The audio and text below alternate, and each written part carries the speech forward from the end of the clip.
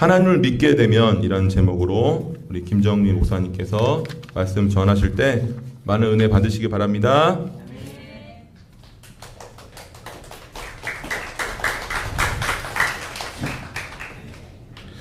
박수를 받으면서 올라온 게 거의 처음인 것 같은데 같이 기도하고 우리 같이 말씀 보도록 하겠습니다. 사랑하는 주님, 은혜를 감사합니다. 오늘도 하나님께서 은혜를 허락해 주셨기에 우리가 또 주님 앞에 나올 수 있었음을 믿습니다. 그 하나님의 자비하심을 붙잡고 오늘 또 말씀을 드리려 하오니 전하는 자나 듣는 자나 모두가 은혜 받는 귀한 시간 될 수 있도록 성령 하나님께서 함께하여 주시옵소서. 감사드리며 예수님의 이름으로 기도드렸습니다. 아멘. 한국엔 여전히 교회가 많이 있습니다. 사실 한국까지 가지 않아도 행신동 거리만 돌아다녀 보셔도 교회는 많이 보이죠. 그것은 아직도 교회를 다니며 신앙생활 하는 사람들이 많다는 이야기이기도 합니다. 그런데 신기한 것은 교회를 다니면서 하나님을 경험하고 하나님이 자신의 삶에 적극적으로 개입하셨다라는 것을 이야기하는 사람은 찾아보기 힘든 것 같습니다. 왜 그럴까요? 혹시 교회에 다니고 스스로는 하나님을 안다고 생각하지만 사실은 하나님을 믿지 않고 있기 때문에 그런 것은 아닐까요?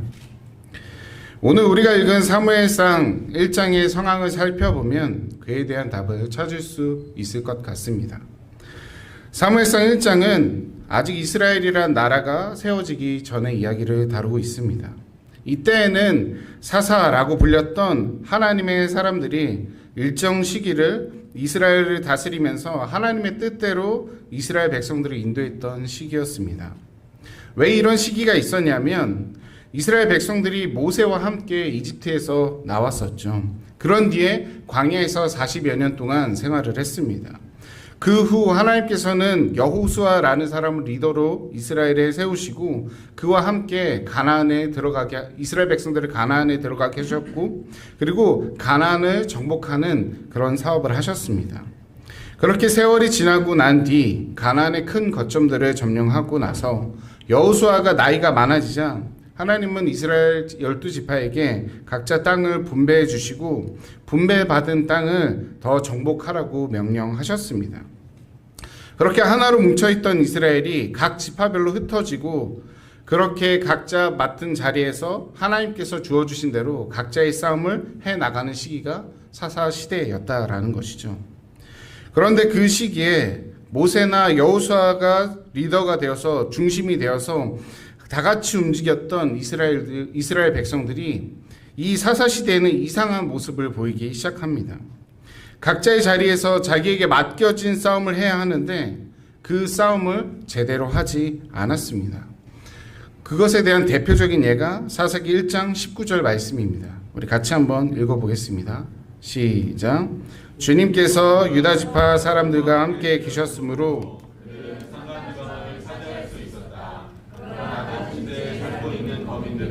절 병거로 방비하고 있었기 때문에 쫓아내지 못하였다. 19절에 희한한 표현을 하고 있습니다. 산간 지방을 점령할 때 하나님께서 함께 하셔서 높은 지역에 있는 가나안 사람들과의 전쟁은 승리했고 그것을 점령했다라고 이야기를 합니다.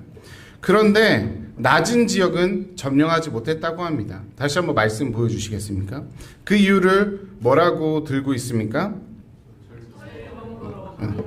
네, 철병거로 방비하고 있었기 때문에 철병거가 너무 크고 대단해서 못했다라는 것이죠.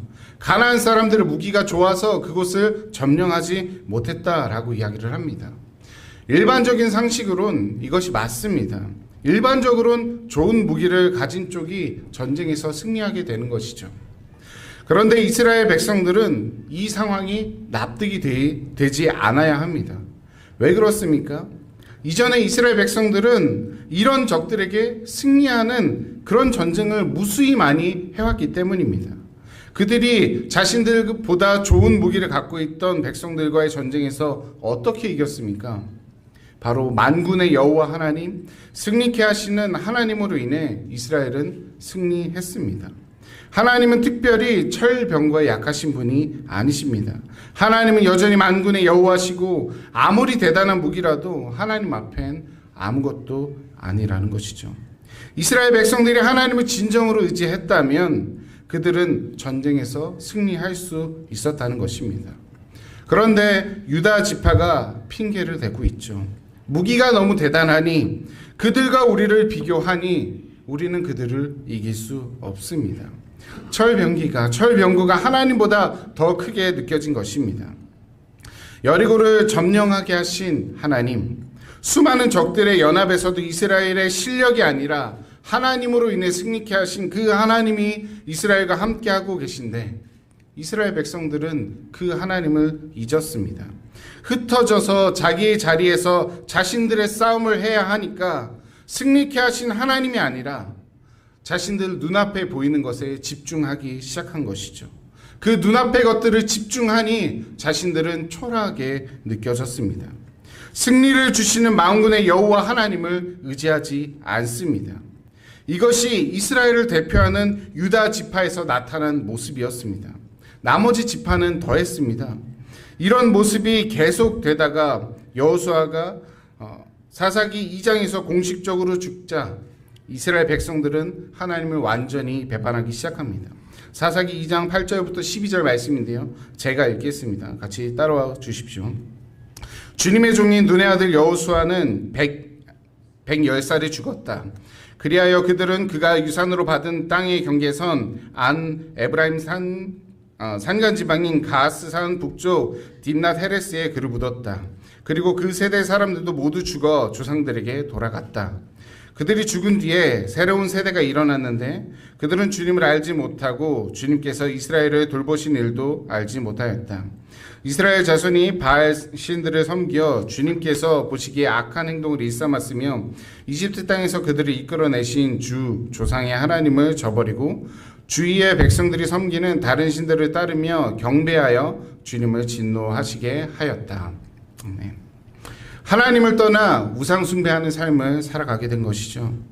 여기서 우상 숭배했다라는 것은 이스라엘이 하나님을 섬기는 종교적인 관습까지 다 버렸다는 것은 아닙니다.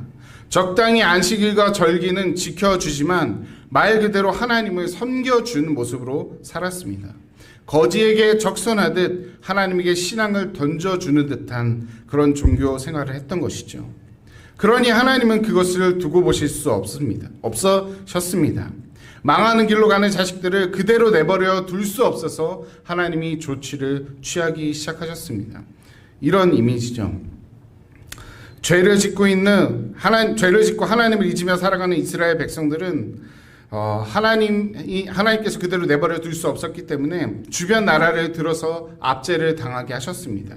주변 나라가 이스라엘 백성들을 괴롭게 하니까 이스라엘 백성들은 하나님 앞에 다시 기도했습니다. 간구했습니다. 그리고 일정 시간이 지나 하나님께서 그 간구를 들으신 다음 사사를 세우셔서 이스라엘 백성들을 구원하게 하셨죠. 이스라엘 백성들이 그 은혜를 입었습니다.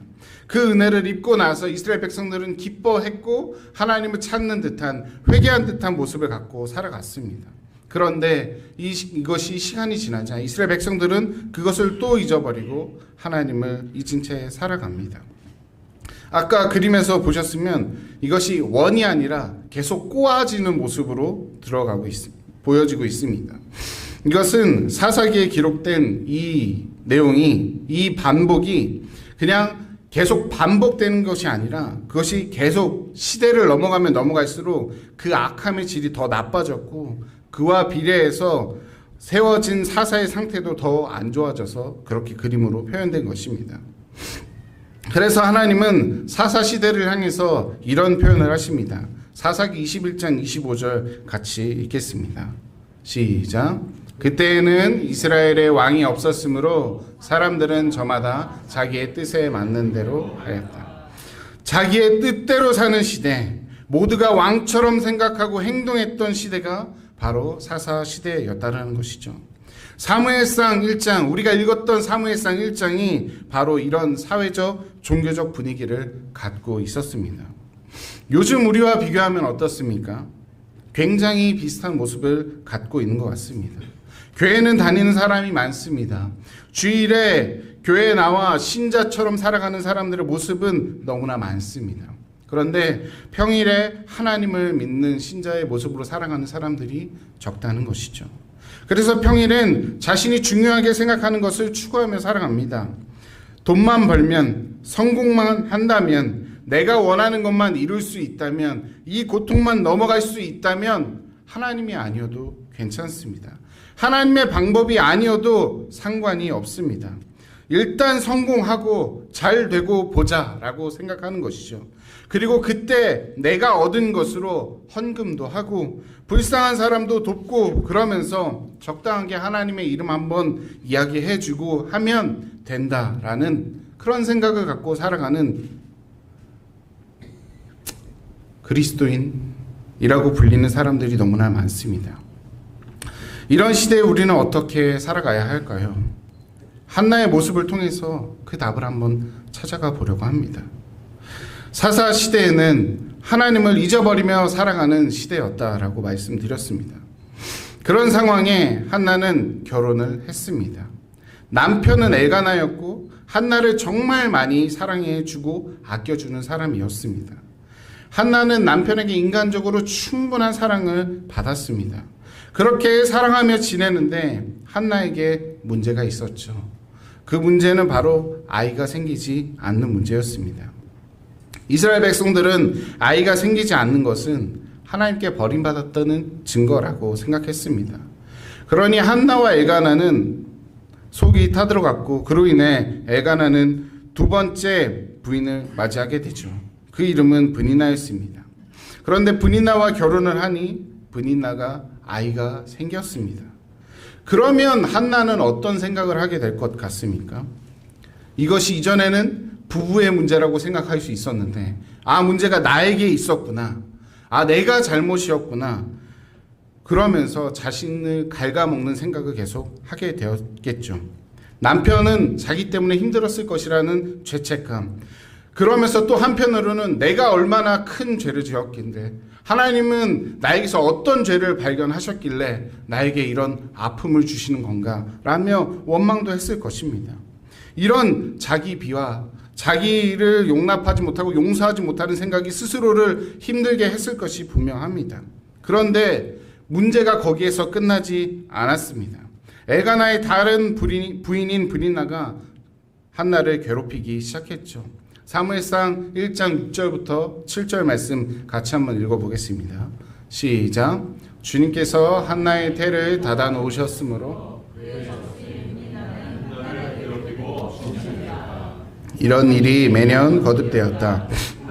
주님의 집으로 올라갈 때마다 브니나가 한나의 마음을 늘 그렇게 괴롭혔으므로 한나는 울기만 하고 아무것도 먹지 않았다. 아멘. 브니나의 괴롭힘은 1년에 한 번 하나님의 언약궤가 있는 실로에 갈 때 더 심해졌다고 이야기를 합니다. 브니나는 자식이 없어도 남편에게 사랑받는 한나가 미웠겠죠. 질투가 났을 것입니다. 그래서 몹시 괴롭혔습니다. 그러니 한나는 그 시기가 지나고 나면 늘 밥도 먹지 못하고 울기만 했습니다.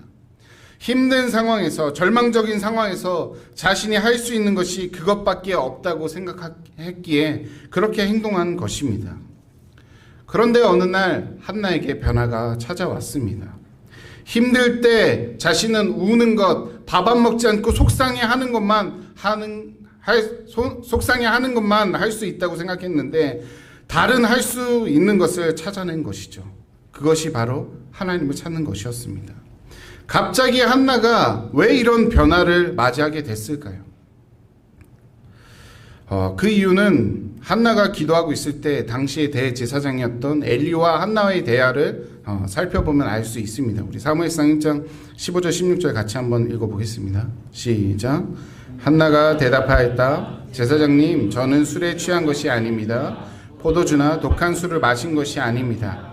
다만 슬픈 마음을 가눌 길이 없어서 저의 마음을 주님 앞에 쏟아 놓았을 뿐입니다. 이 종을 나쁜 여자로 여기지 마시기 바랍니다. 너무나도 원통하고 괴로워서 이처럼 기도를 드리고 있습니다. 아멘. 한나가 기도하는 이유, 갑자기 어떤 영적인 느낌이 와서 갑자기 천사가 나타나서 기도하라고 하니까 기도한 것이 아닙니다. 그저 너무 힘들고 어려워서 도무지 이 마음을 주체할 수 없어서 기도했다는 것입니다. 자신의 슬픈 마음을 가눌 길이 없기에 그 마음을 주님께 쏟아놓은 것이죠. 매년 자신을 달래주는 남편도 임신을 하기 위해 썼던 수많은 방법도 그 어떤 것도 자신을 구원할 수 없고, 그런 상황에 불이 나는 자신을 너무 힘들게 하기에 이것을 해결할 수 없으니 하나님을 찾아온 것입니다. 이 땅에 그 무엇도 소망이 될 수 없다는 것을 뼈저리게 느끼게 된 자리까지 몰리게 된 것입니다. 그제야 한나는 하나님을 바라봤습니다. 이때 한나가 기대한 하나님은 어떤 하나님입니까? 우리 사무엘상 1장 11절 같이 한번 읽어보겠습니다. 시작. 한나는 선하며 아뢰었다. 만군의 주님, 주님께서 주님의 종의 이 비천한 모습을 주님의 종을 잊지 않으시고 이 종에게 아들을 하나 허락하여 주시면 저는 그 아이의 한평생을 주님께 바치고 삭도를 그의 머리에 대지 않도록 하겠습니다. 아멘. 노란색으로 표시했는데요. 만군의 주님, 승리를 주시는 주님입니다. 이스라엘을 이집트에서 꺼내주시고 전쟁에서 승리케 하신 그 주님, 하나님의 백성을 원수의 손에서 구출해 주시는 그 주님, 그 하나님이라면 한나가 자신의 문제와 고통을 아뢰었을 때 그 고통의 문제를 외면하지 않으시고 자신을 구원해 주실 것이라고 믿고 기도한 것입니다. 하나는 그 하나님을 기대했습니다. 이것은 당시의 이스라엘 백성들의 모습과는 확연하게 다른 모습입니다. 아까 보여준 표 기억하십니까? 이스라엘은 죄를 짓고 하나님이 치셨을 때 그때야 하나님께 부르짖었다고 이야기를 했습니다.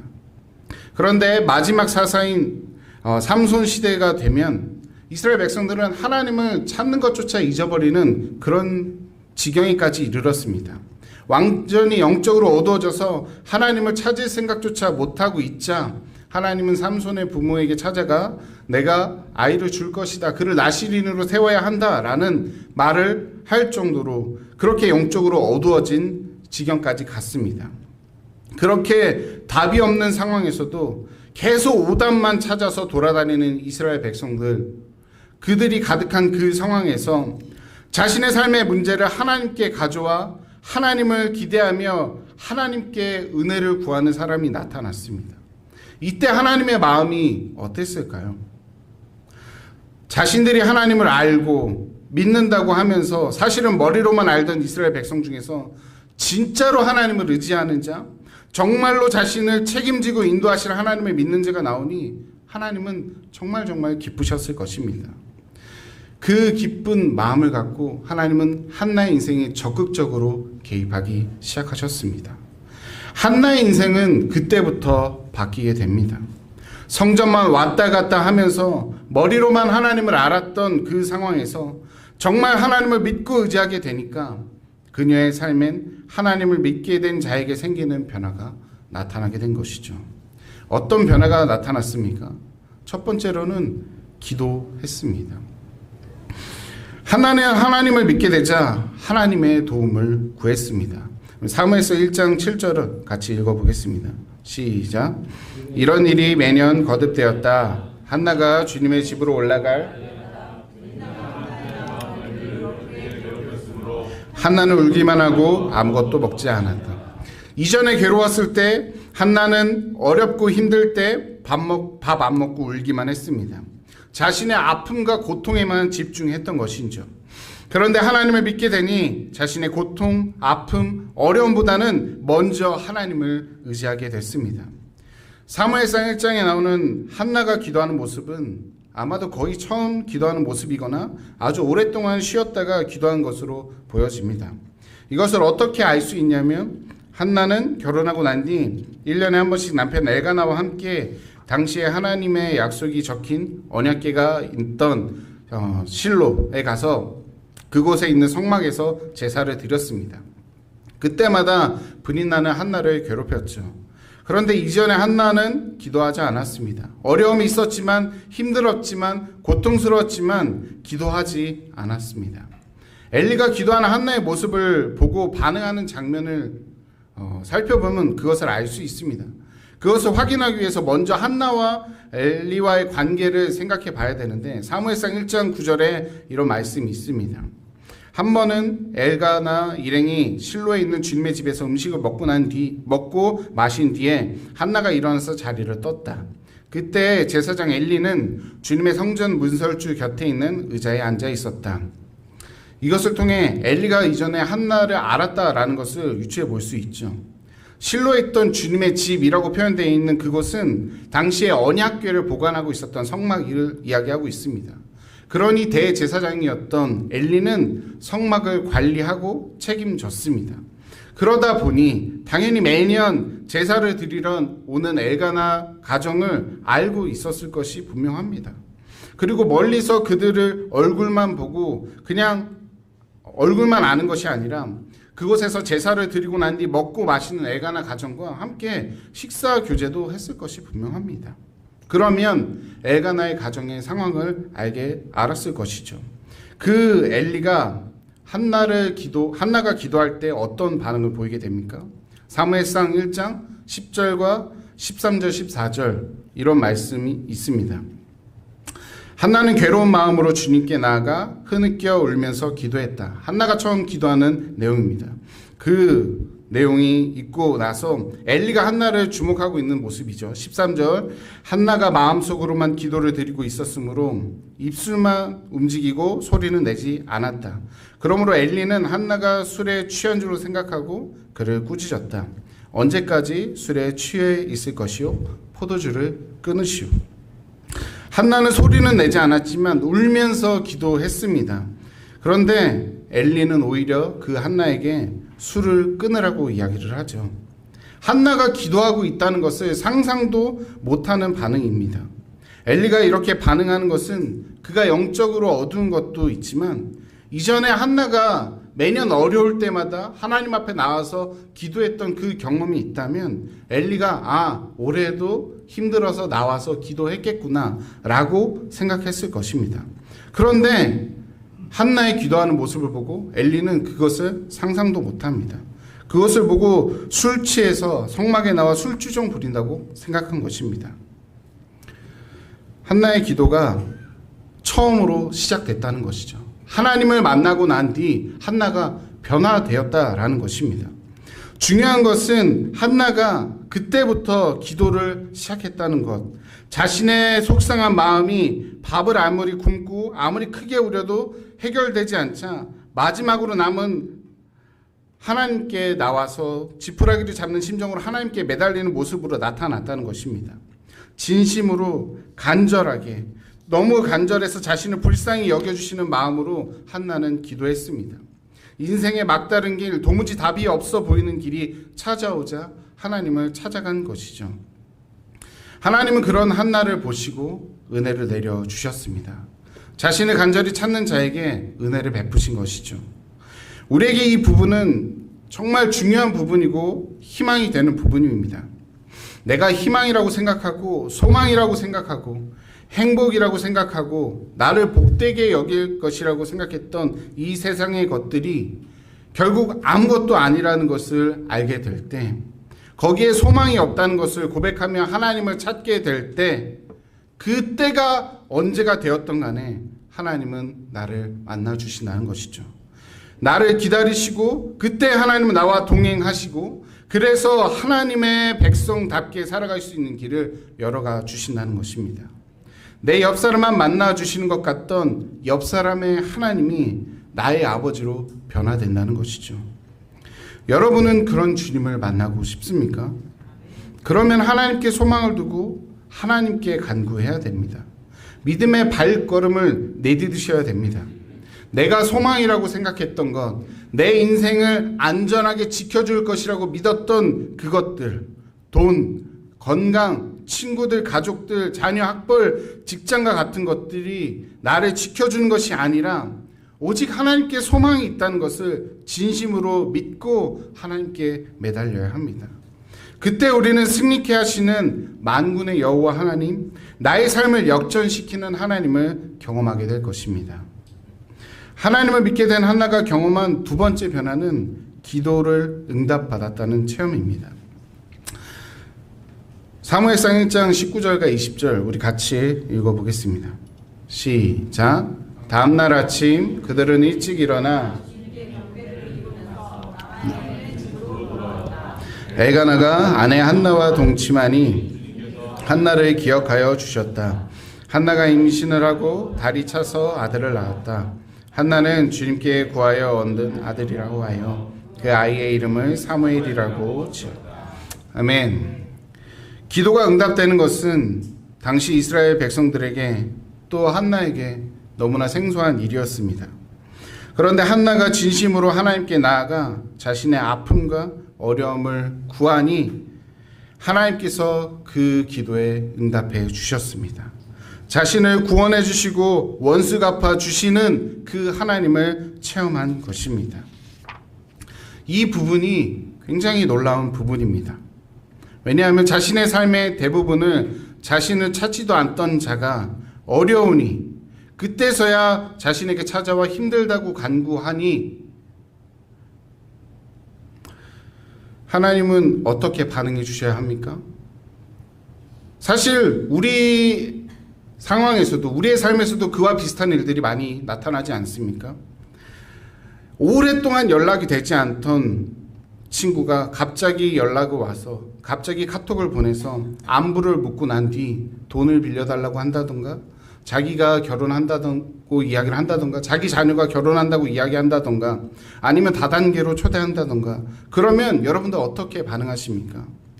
일반적으로 자신을 이용하려고 연락한 그 사람과의 관계를 끊는 것이 우리의 상식이죠. 우리의 자세입니다. 사실 한나가 기도한 것을 그렇게 비춰볼 수도 있는 것입니다. 그런데 우리 하나님께서 그 한나의 기도를 그렇게 보지 않으셨다는 것입니다. 마치 오랫동안 한나를 기다리신 것처럼 그녀를 받아주시고 그 기도에 응답해 주십니다. 왜 그렇습니까? 그것은 바로 한나가 하나님의 자녀이기 때문이죠. 그래서 오랫동안 발걸음을 하지 않던 자녀가 자신을 찾아오자 그 자녀에게 하나님은 자신의 사랑을 보여주시며 맞이해 주시며 안아주시며 위로해 주시며 그의 필요를 채워주십니다. 한나가 그런 하나님을 경험한 것입니다. 이스라엘 전체에게 하나님으로부터 버림받은 자라고 손가락질 받았던 이전의 한나가 하나님께서 기도에 응답을 해 주시는 것을 통해서 하나님께 기도하면 응답을 받는 하나님의 사람으로 변화된 취급을 받게 됩니다. 절망과 좌절뿐이던 인생에서 하나님의 응답으로 자신이 하나님께 사랑받고 있다는 것을 체험하고 증거하게 된 것이죠. 그렇게 한나의 삶에 힘이 될 수 있는 위대한 사건이 일어나게 된 것입니다. 한나의 개인의 인생이 그렇게 역전이 된 것입니다. 그러나 기도 응답은 비단 한나 한 사람의 삶의 변화에만 긍정적인 역할을 한 것이 아닙니다. 한나를 통해 하나님께 기도하는 것 자체를 잊어버렸던 이스라엘 백성들이 하나님을 보게 됩니다. 하나님이 아니어도 괜찮다. 내가 원하는 대로 살아가도 괜찮다. 그렇게 살아가는 것이 더 빠르고 정확하다라고 생각했던 그 이스라엘 백성들에게 아니다. 하나님은 살아계시고 하나님의 백성에게 관심을 갖고 계신다. 그 하나님을 의지하는 자를 하나님은 역전시키시고 승리케 하신다라는 것을 선포하게 하셨습니다. 기도 응답을 받고 은혜를 경험하면 응답받은 사람을 통해 하나님이 드러나게 된다는 것이죠. 어떤 방법으로도 애가 생기지 않던 한나가 하나님을 통해 하나님께 기도하니 하나님이 응답해 주셨다는 사실은 주변 사람들에게 굉장히 큰 메시지가 된 것입니다. 그것은 한나처럼 가짜를 의지하던 삶에서 이제는 돌이켜 하나님을 의지하라는 메시지가 되었습니다. 각자가 옳다고 생각한 방법에서 돌이켜 기도 응답을 받은 한나를 통해 하나님은 살아계신 분이라는 것이 드러나게 된 것입니다. 우리의 삶에서 이런 하나님을 경험하고 고백하며 살아가는 모습이 나타났으면 좋겠습니다. 우리가 삶을 나눌 때 우리와 함께 하시는 하나님을 나눴으면 좋겠습니다. 그 하나님을 드러내려고 애를 쓰셔야 합니다. 특히 목장 모임 시간에 삶을 나누실 때 하나님이 빠지면 안 됩니다. 하나님이 빠지면 일반적으로 자기 자랑을 하든지 남을 욕하든지 둘 중 하나의 모습을 나타내게 됩니다. 가족들과의 나눔이기에 감정이 격해져서 어쩌다가 자기를 드러낼 수는 있겠죠. 그런데 매번 나눔을 할 때마다 하나님이 없는 내용으로 말하시면 그건 공동체를 이루고 나눔을 하는 자들에게 힘들게 하는 일을 하고 계신 것입니다. 그러니 만나서 나눔을 하실 때 나에게 응답하신 하나님, 나의 삶에 찾아오셔서 나의 삶을 이끌어 가신 하나님을 고백하려고 애쓰시고 준비하셔야 합니다. 한나도 하나님을 고백하기 위해서 자신의 좌절을 드러냈습니다. 불이 나가 속썩인 것, 남편이 소망이 될 수 없었던 것, 그래서 절망했던 것, 기도하고 있는데 대제사장이 자신을 술 취한 사람 취급했던 것과 같은 이런 실패의 사례들이 성경에 기록되지 않았습니까? 이런 실패의 사례들을 통해서 그의 삶을 역전시킨 하나님이 드러났습니다. 일부러 나의 절망적인 이야기, 실패와 못난 부분만 이야기해야 된다는 것이 아닙니다. 나의 삶을 역전시킨 살아계신 하나님을 고백하려고 애를 쓰셔야 된다는 것입니다. 대단하고 큰 것을 말하실 필요가 없습니다. 내가 했던 작은 믿음의 결단, 또 그 결단 속에서 내가 어떤 감정을 느꼈는지 그것을 솔직하게 나누시면 됩니다. 그러면 그때 공동체는 하나님 안에서 힘을 주고 받으며 이 세상에서 더 건강하고 행복하게 살아갈 수 있습니다. 그 각자와 함께 하시는 하나님을 경험하며 그 하나님을 증거하는 삶을 살아갈 수 있게 된다는 것입니다.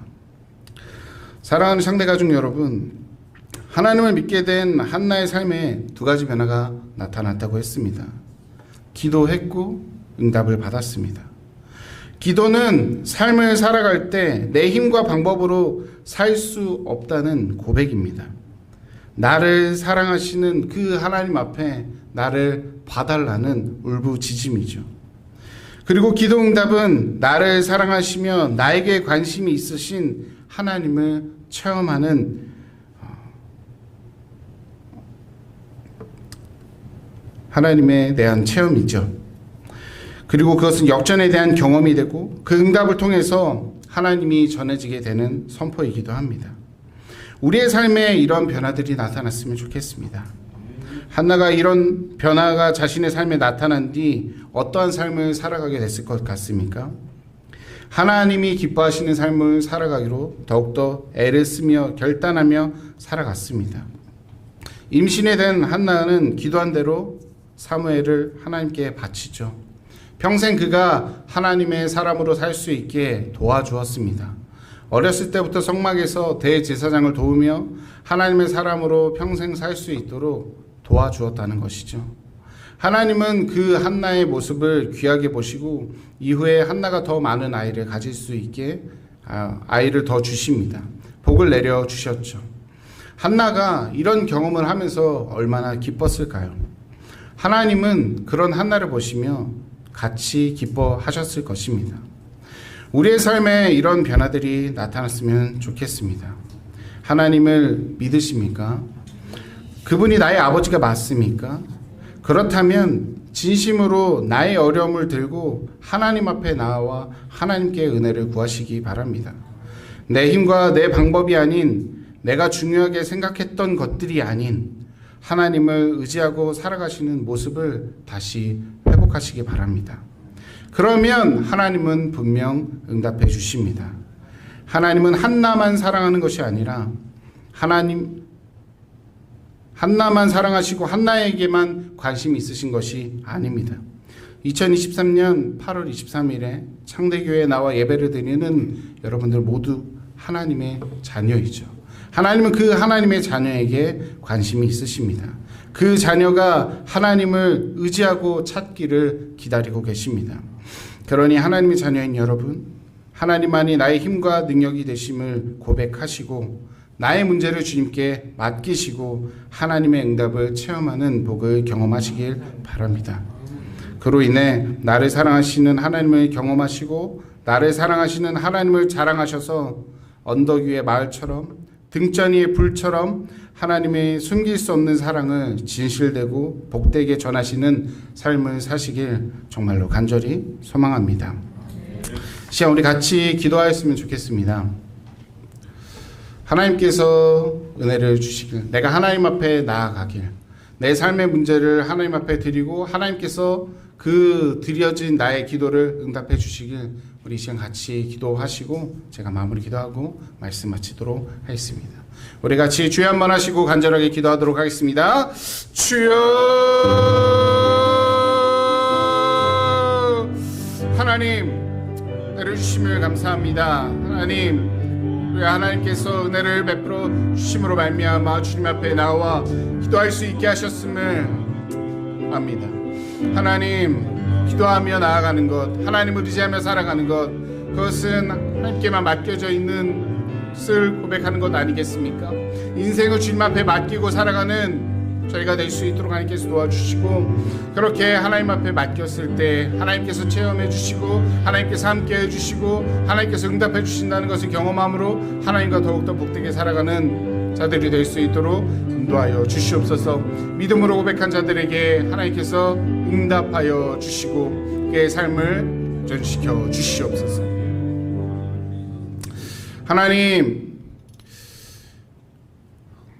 하나님을 진실되게 믿기를 원합니다. 우리에게 믿음을 더하여 주시옵소서.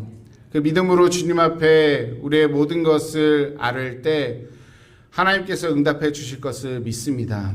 그 하나님께서 응답해 주신 것을 통해 하나님의 살아계심을 증거하고 또 그 증거하는 그 삶을 더욱더 기쁘고 행복하게 살아가는 저희가 될 수 있도록 하나님 우리에게 충만한 은혜를 더하여 주시옵소서. 감사합니다. 예수님의 이름으로 기도드렸습니다.